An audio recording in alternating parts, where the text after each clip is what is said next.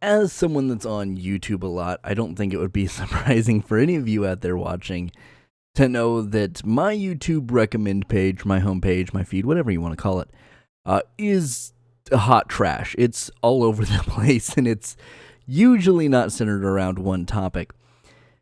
However, not too long ago, YouTube showed me a video from Dark Skies talking about the Textron Scorpion, which was an aircraft I'd never heard of. So it's totally foreign to me. So I found it very interesting, and it made me kind of think back and circle back to the idea I had broached in my F5 video, talking about light aircraft and whether or not they are as prevalent as they used to be. And that kind of spawned this entire video. So we'll look at quite a few of them and really determine, are they cost effective, or are they ultimately, at this point in history, somewhat of a costly mistake? So quite a few different credits here, of course, wikis, then all the rest of these. Feel free to pause, take a look at any of these, and of course do more of your own research on topics you find interesting within this larger topic. But a couple of videos I recommend fairly highly in this regard, and this is a big topic, so these are all kind of pieces of the topic. But, of course, Dark Skies with the Textron Scorpion video. If you want to know more about that aircraft and its development, there you go. Ed Nash does a really good video on the Skywarden, which is another aircraft we're going to talk about. And as far as kind of the legacy and the lineage of this cheap light aircraft mythos and idea, Falcon's Fighter Tales has a good podcast talking about the F5, its history, and some of its more unique features. But as far as what I'm going to talk about today, we're going to talk about why I even wanted to bring this up. Then we're going to talk about what is a light combat aircraft or a light attack aircraft. What are they? Because they're effectively the same thing in most cases. What does an LCA do? What does a light combat aircraft do? What are the pros and cons of these aircraft? The advantages and disadvantages and some models of jets versus turboprops. Some potential customers that might actually get use out of a system like some of the ones we're going to take a look at. Its cost versus its efficacy. LCAs versus drones, and then of course I'm going to round things out with my personal thoughts on the subject. So why am I even bringing this up? Well, the Skywarden is not necessarily the hottest of news. It's still fairly relevant and fairly new. And it's this whole idea of, is a crop duster in certain situations better at certain roles than, say, something like the A-10, which was purpose-built around this close air support type role? Now, I'm not necessarily saying that the Skywarden is better than the A-10 overall. I think there are certain mission profiles that it's better at. I think from a cost perspective, obviously, it's significantly better in that regard. But, of course, it's hard to beat out that massive cannon on the front and just its effect, right? Now, of course, if you have been around the internet, and especially this kind of realm in A-10s, you've probably seen the laser pig video, and you make a lot of very valid points there. So it comes back to this thing is, we have precise munitions, but not every country does. So it kind of circles in on itself, and it's this kind of spiraling topic that there's not really a definitive answer to, but you can make good arguments in most cases. And I also want to talk about it in the context of the F850, which is the South Korean light combat aircraft, getting several different export deals.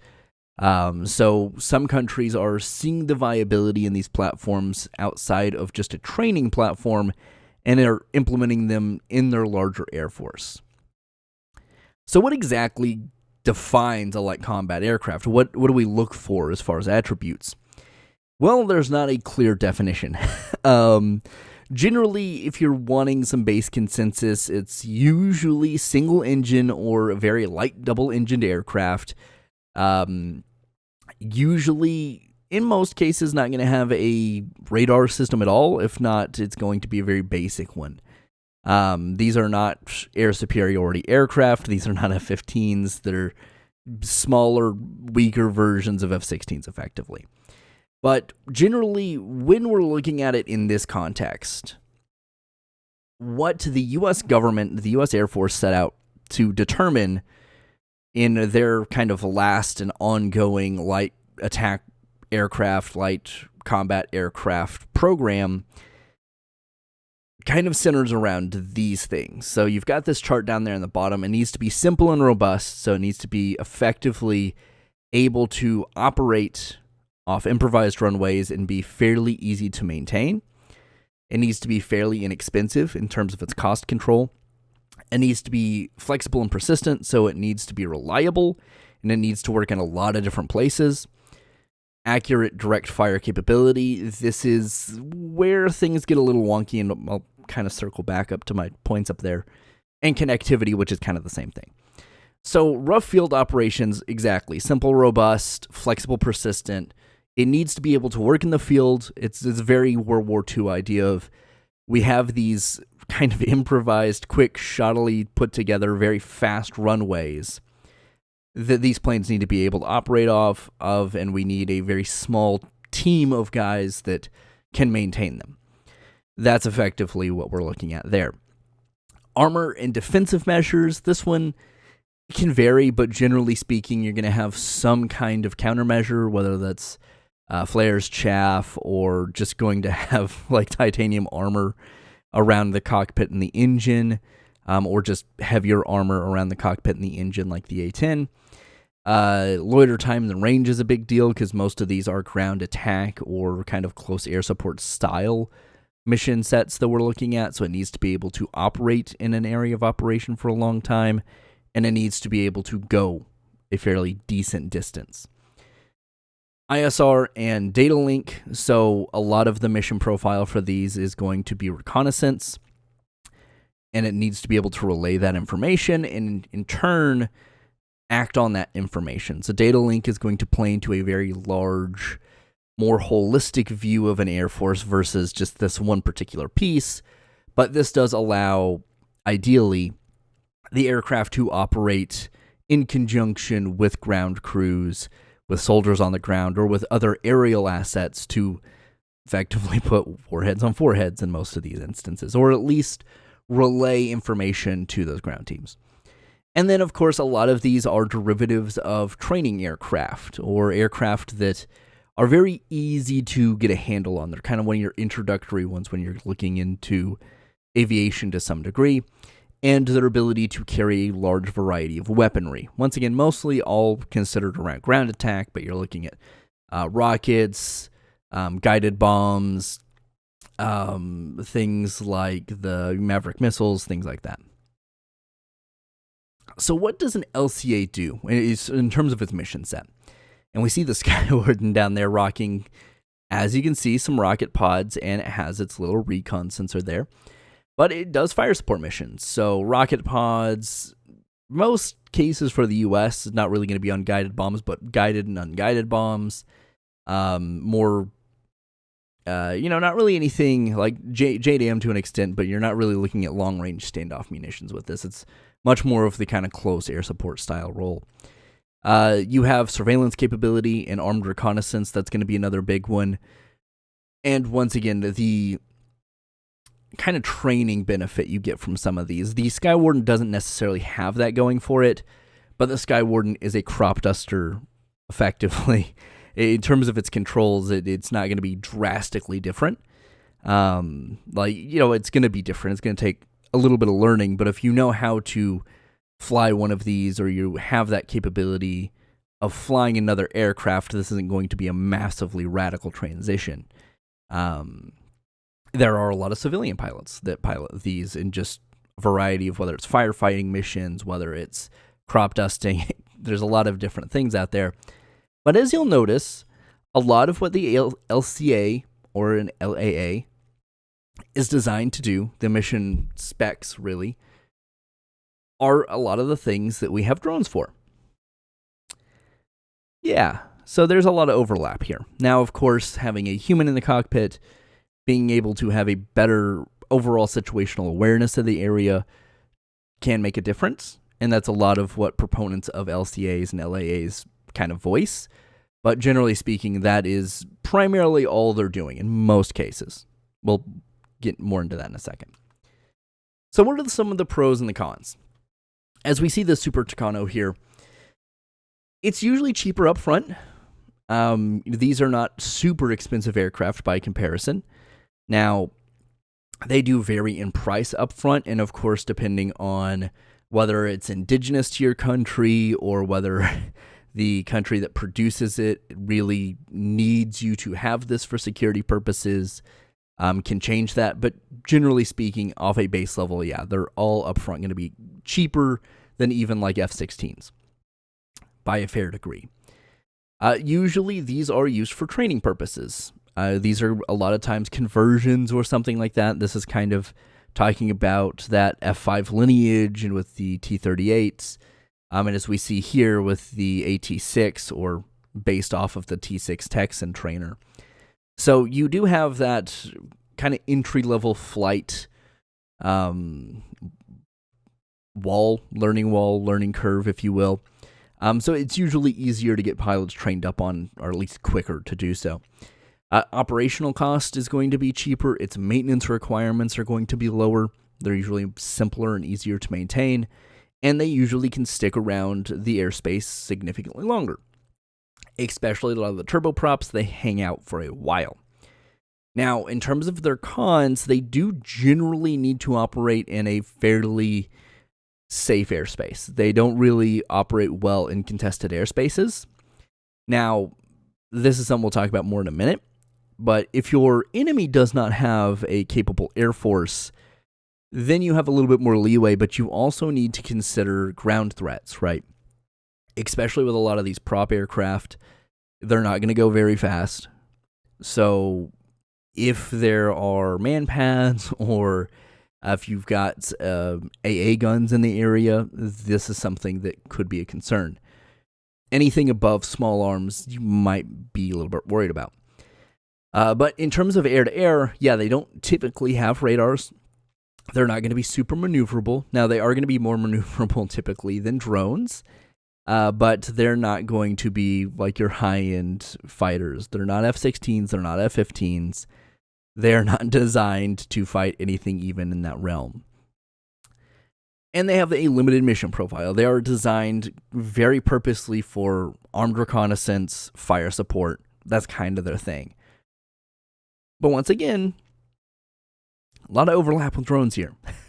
Like, once again, I know having people in the cockpit, you usually have better situational awareness overall, but if you take that out of it, it's very, very, very similar.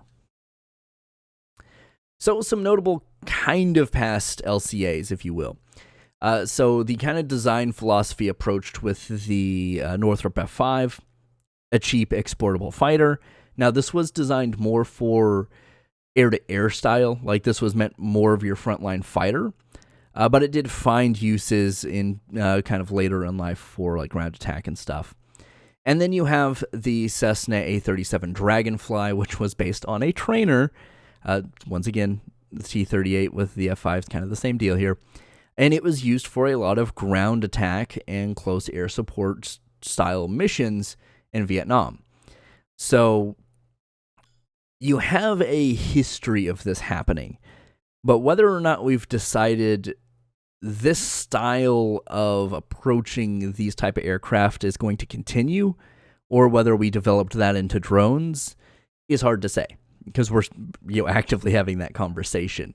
A lot of emphasis was put on drones, but I think, through a lot of examples, there are benefits to having some people in the area and having better situational awareness.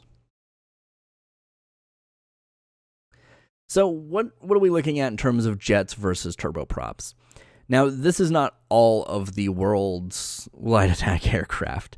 There are a lot more out there, but these are some of the ones I kind of wanted to focus in on. So, of course, the whole start to this thought process was the Textron Scorpion, which we'll look at more in a moment. The L-39, which for a lot of like the post-Soviet world is kind of their trainer light attack aircraft go to. You have the South Korean KIA, or Korean Aerospace Industry, F850. Then you have the TAI, which is the Turkish Aerospace Industry, Hurjet, which is still going through development. Then for turboprops, you have the Beechcraft AT6 Texan, which we saw earlier, which is based off the trainer T6 Texan. Then you have the Embraer EMB 314 Super Tacano, another one we saw earlier. The Air Tractor AT802U, which is the Skywarden, which we see down there in the bottom right. And then the FMA IA58 Pukura, which is a Argentinian dual prop kind of derivative. It's a very interesting looking aircraft, and if you've seen it, you'll definitely know you've seen it. But yeah, it's kind of the what if propped aircraft had continued style thing. It is actually a very interesting looking aircraft, but generally these are kind of the big ones, the standout ones when we have these kind of discussions. So a couple of the ones I wanted to focus in on, just to kind of give you some reference points. The Beechcraft AT6 Texan 2, which is effectively kind of the same as the just T6 Texan from these regards. You have a length of 33 feet and 4 inches, or 10.616 meters. A wingspan of 33 feet and 5 inches, or 10.19 meters. Then you have an empty weight of 4,707 pounds. A power plant, the engine, of the Pratt & Whitney Canada PT6A68 turboprop. You have a cruise speed of about 320 miles an hour, a range of 1,000 miles. I do believe that might be its ferry range, though, so don't 100% quote on that as far as like operational range, but gets you an idea. And then a service ceiling of just over 30,000 feet at 31,000 feet. Now, if we go to a jet-powered alternative here, the length is going to be 43 feet and 1 inch, or 13.144 meters. A wingspan of 31 feet even, with the wingtip missiles coming in at 9.45 meters. An empty weight of 14,264 pounds, or 6,470 kilograms. A max takeoff weight of 27,117 pounds. Its power plant is a General Electric F404 afterburning turbofan engine, which I believe is a licensed version of that engine. I don't know that it is that exact engine, but it's effectively the same thing. It's a 11,930 pounds of dry thrust with afterburner 17,700. A maximum speed of 1,141.8 miles an hour, or Mach 1.5. A range of 1,150 miles. A service ceiling of 48,000 feet. A thrust-to-weight ratio of 0.96, with seven weapon stations and a advanced pulse Doppler multi-mode planar radar, fire control radar, in the ELM 2032. So this is the one kind of exception when we're looking at something that is kind of air-to-air capable. Now, the F850 is still relatively new. It has not seen combat. It doesn't have a combat record, so we don't really know how well it fares in a air-to-air role, but this is kind of the modern version of something like the F5 or the F20, but just not like a direct. It's like a very spiritual successor style thing. But, from previous videos, you can see this is actually kind of like comparable to something like an F-16. It's obviously not, but it's closer by comparison than a lot of other light combat aircraft out there. So this is why I think a couple of air forces, like I think the Philippines and the Polish Air Force, have both signed export deals for this. So very interesting little aircraft. Then you have the Skywarden, kind of the weird one out here, at a length of 37.5 feet, a wingspan of 59.25 feet, an empty weight of 7,836 pounds, a gross weight of 16,000 pounds, kind of like your maximum takeoff weight, a power plant of a Pratt & Whitney PT6A67F turboprop, similar to the one we saw in the Texan earlier, with 1,600 horsepower, a maximum cruising speed of 254 miles an hour, a regular cruising speed of 210 miles an hour, a range of just under 1,500 meters, and it has 10 hardpoints, 2 centerline, and 8 under the wings. So it can carry a pretty impressive payload, which is why SOCOM has decided to go that route. So when we look at customers, we have to kind of consider what these aircraft can do and why these countries might be interested in them. Now, Ukraine's not necessarily voiced a lot of interest in some of these aircraft, but a lot of people have talked about them, starting maybe potentially with the F5, but a lot of conversation has gone past that of saying, hey, instead of F-16, maybe in the short term we do something like a more modern F5, or instead of A-10s, maybe we do something like Skywardens, something that's going to have the benefits of something like the Gripen that's cheap. It can work off of improvised runways, but it still does the mission. But then, you have the conversation, drones do a lot of this. Now, for wartime Ukraine, I don't know how well just injecting these in to the mix would work how well it would work in general. But in terms of, like, if we were set this map here, save Crimea, of course, what benefit does a light combat aircraft provide Ukraine? And this is rounding back to something that Textron made a big deal about with the Scorpion, which is why they didn't directly pitch it to the U.S. Air Force, but the U.S. Air National Guard, saying, hey, this has a lot of ISR capability. You have a lot of reconnaissance capability with this. You have the ability to patrol your borders with a cheaper aircraft, right? You're not using older F-16s. You're using this. And with a country as large as Ukraine with a military budget the size it was pre-war, this would be a kind of attractive option. They've already demonstrated they can kind of shut down at least your conventional air war, keeping the VKS out of the skies for the most part, which to an extent has done the same for them. But regardless, if you had smaller, cheaper aircraft like this that generally are okay flying lower and slower, you might actually be in a better situation. But generally, even if they're not at war, or even have the inkling, there's a lot of border to cover with Russia, Belarus, and the Black Sea.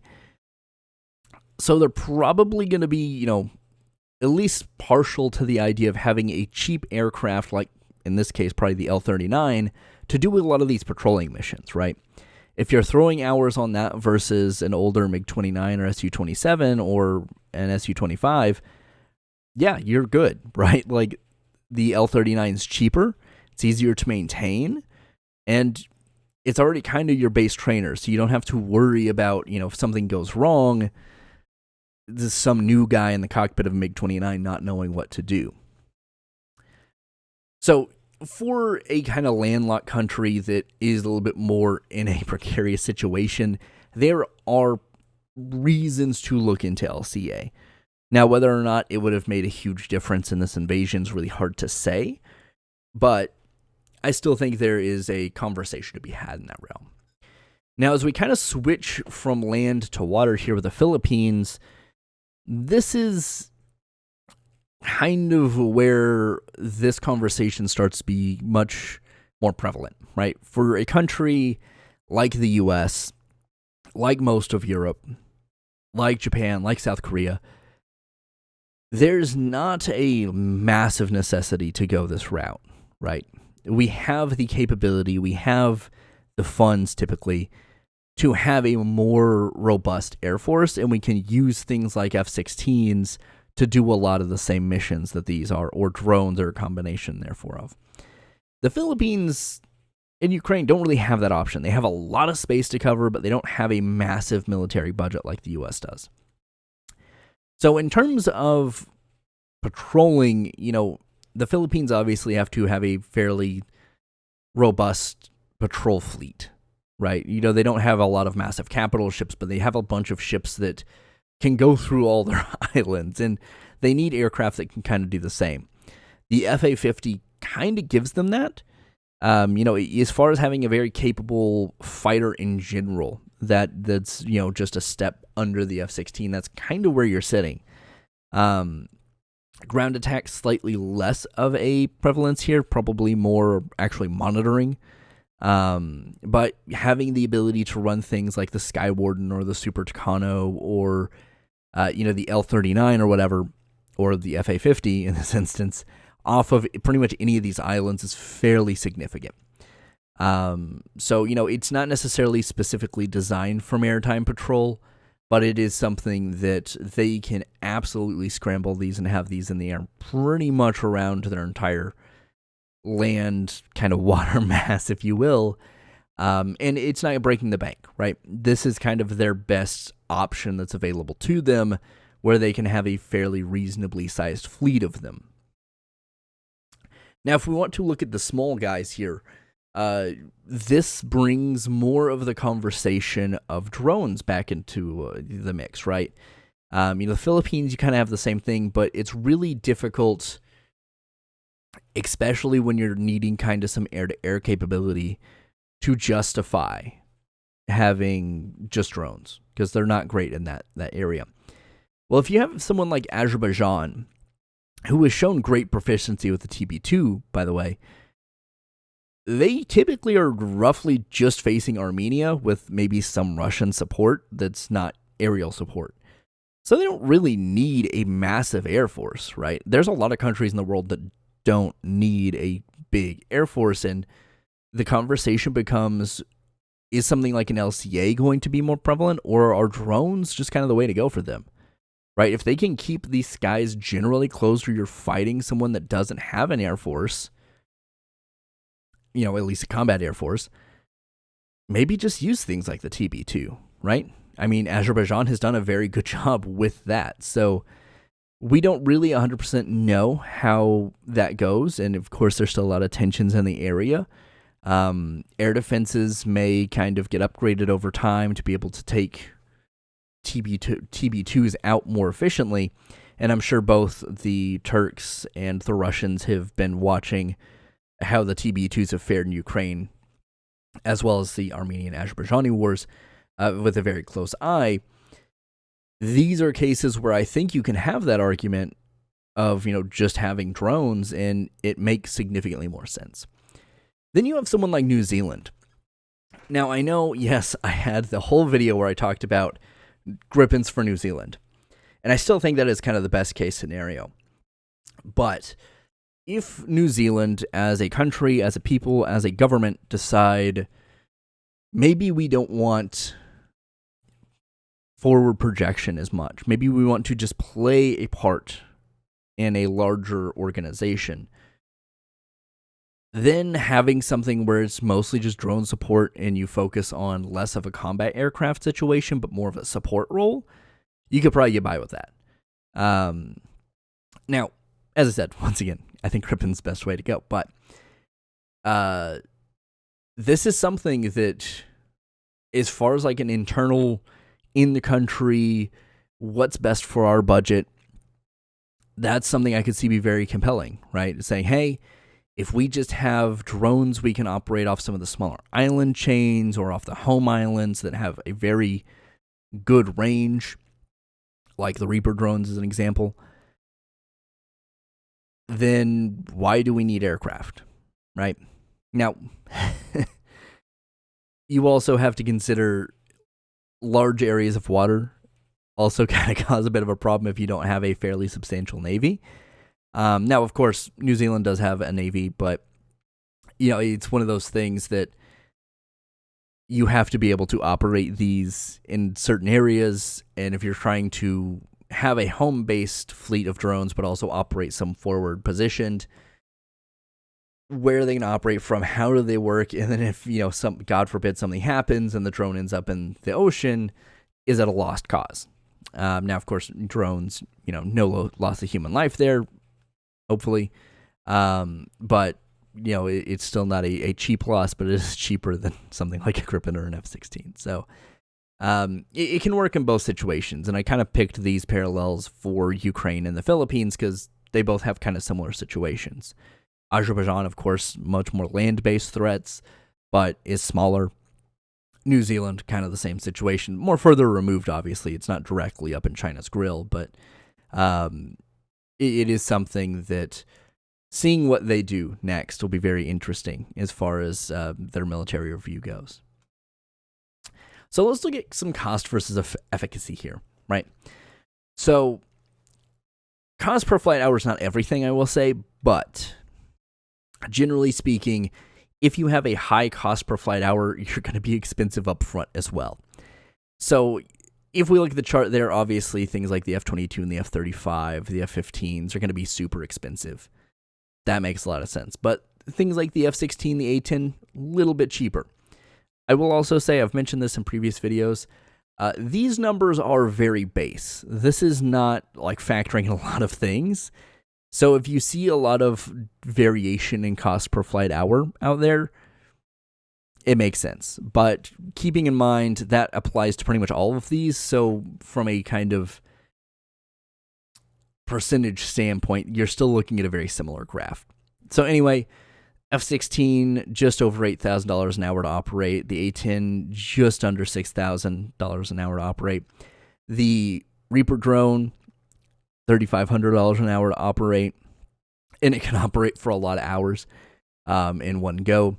You have the Textron Scorpion, which Textron has said is about $3,000 an hour. We don't really know.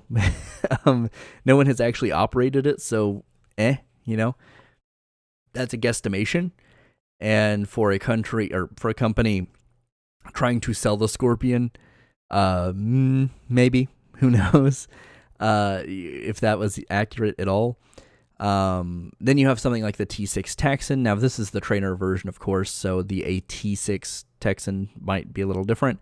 But less than $1,000 upwards to $2,200, kind of rough estimates I was finding out there. The F850 estimated $1,600 an hour.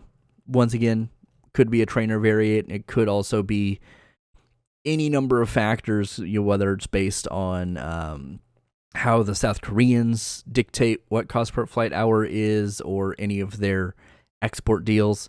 And then you have the Skywarden that's $400 an hour, estimated roughly. That one makes a little bit more sense to me. That makes some sense. It, of course, is up-armored. It's upscaled from the base Sky Tractor, obviously. But not by a whole lot. So that makes a little bit of sense. But if you look here, if you're really estimating, that's all we can really do. The F-16 and the Reaper drone are probably your best two in terms of value. Largely because the Reaper can stay in the air for ever. It just hangs out. And then the F-16 has a variety of different ordnance and anti-air capabilities, so it can just kind of do a lot of different things. The A-10, of course, is squared into its ground support role, and that's pretty much what everything else here, save for the F-850, is. Now, of course, when you're looking down at something like the Skywarden being that cheap, for SOCOM purposes, that makes a lot of sense. It's very effective per its cost. However, in a much larger scale, like if this was the primary close air support aircraft of the whole USAF, that's going to be a little different. Then you have the F-850 operating more in a kind of anti-air capable role, but then you kind of look at this is much more akin to an F-5 than it is an F-16. This is not going to be your air superiority fighter. It's just something that can defend itself in the air. This is not launching BVR-style missiles, right? Now, of course, with data link, maybe that's a capability, but for most of the countries that would operate this, mostly solely this, you're not going to really have much more going on there. Now, kind of like the F-16, for a country like the Philippines or Azerbaijan or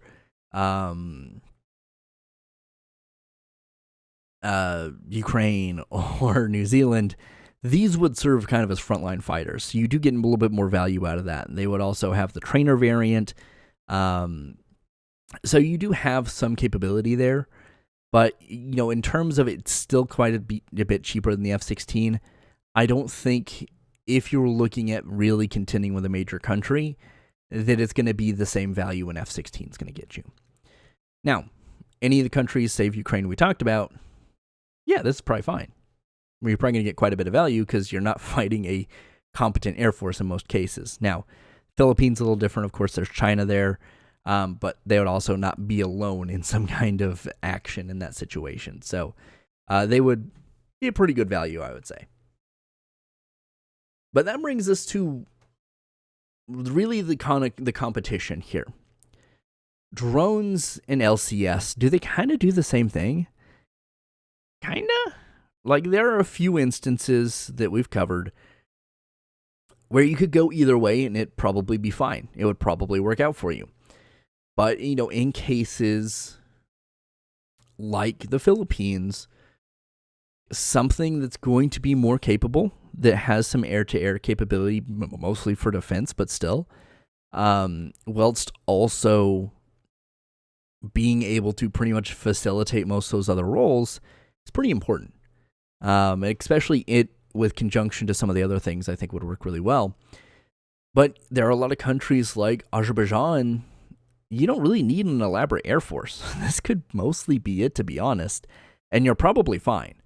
It really depends on what your threats in the area are and what the overall mission of your military is.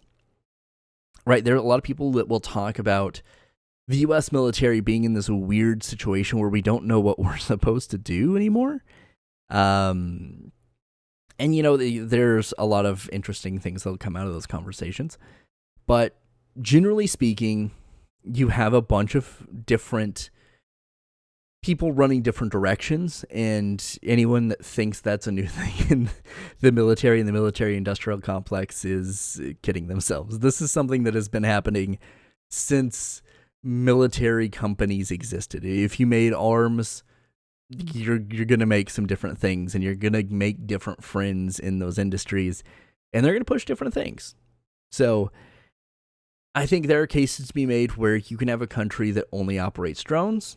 I think there are cases where you need something like the F850 or the Scorpion or something like that that's a little bit more capable, that can serve better if you're not going to very heavily invest in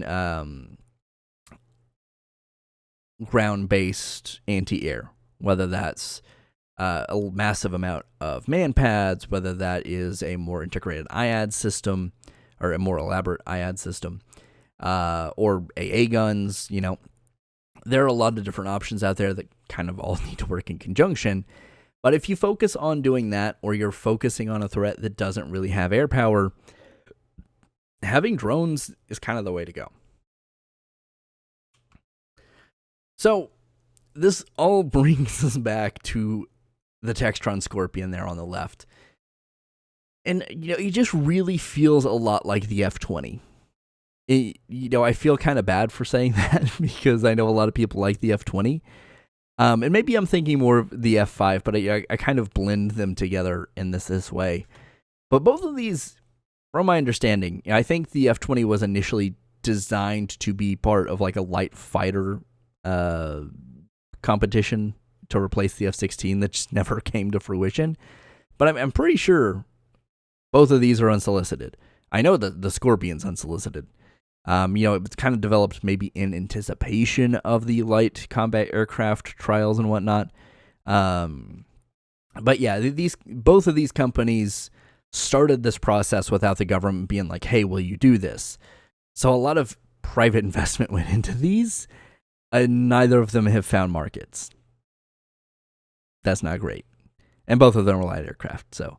now, of course, the F-20 was trying to be more of a high-scale, high-end fighter. Not necessarily like an F-15, obviously, but, closer to that being comparable to an F-16, whereas the Scorpion's not.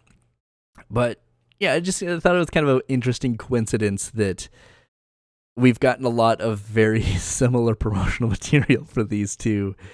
And if you were kind of very casual in the aircraft community, you probably haven't heard of either of these, right?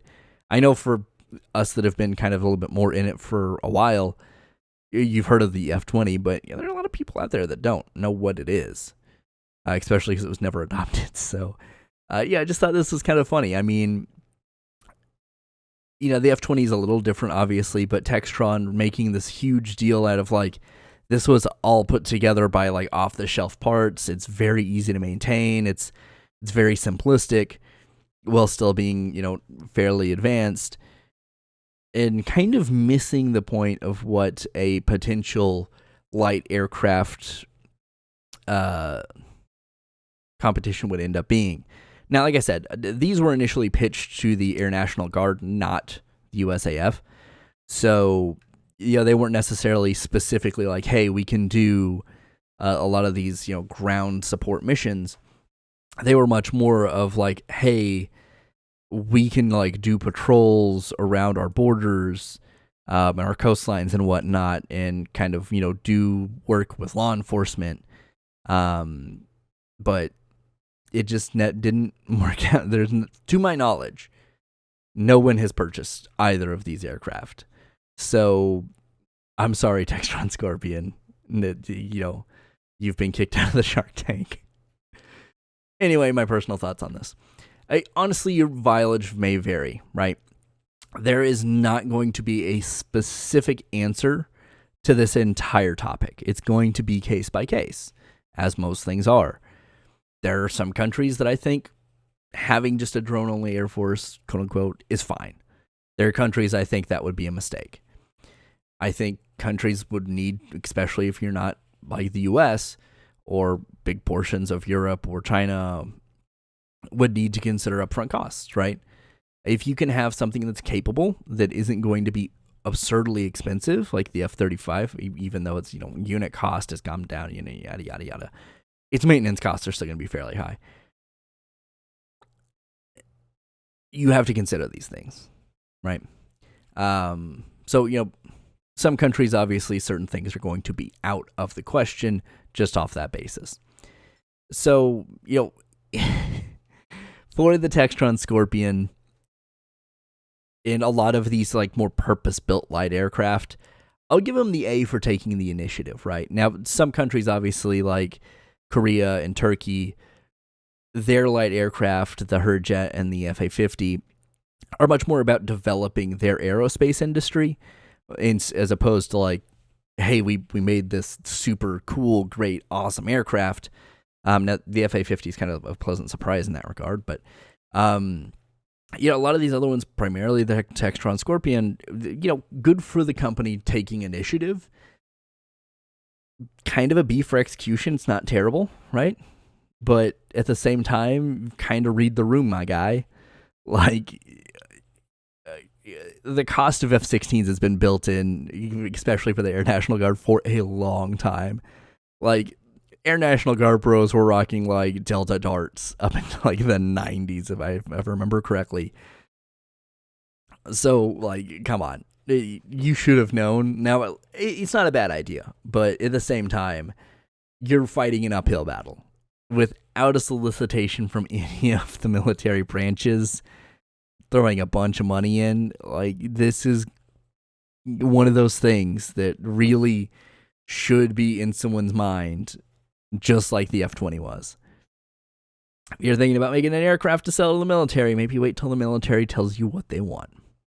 Anyway, those have been my thoughts on this topic. Thanks for sticking with me for almost 45 minutes here. I do apologize for the length here. But anyway, thanks for sticking with me. I'll see you in the next one.